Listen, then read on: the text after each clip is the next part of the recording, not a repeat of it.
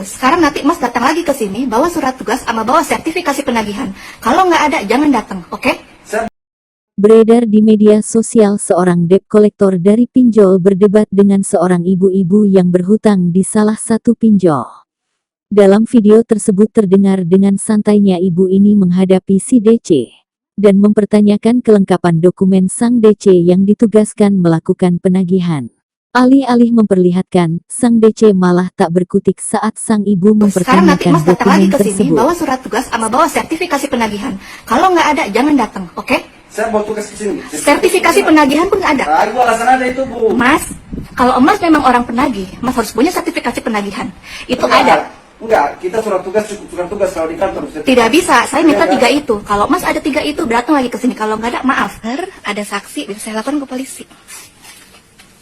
Hukum hutang piutang itu perdata. Hukum hutang piutang itu perdata. Anda owner di sini, Anda pidana, ya.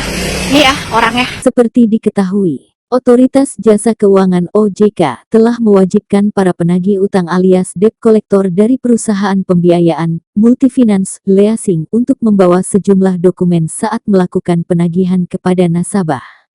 Salah satu dokumen yang paling penting adalah adanya sertifikat profesi dari lembaga terkait dengan profesi ini. Juru bicara OJK Sekar Putih Jarot mengatakan dokumen yang harus disiapkan ini mulai dari kartu identitas hingga surat resmi dari perusahaan pembiayaan yang memberikan penugasan kepada debt collector tersebut. Dalam melakukan penagihan, debt collector perusahaan pembiayaan wajib membawa sejumlah dokumen yakni kartu identitas, sertifikat profesi dari lembaga resmi, surat tugas dari perusahaan pembiayaan, dan bukti jaminan fidusia, kata Sekar.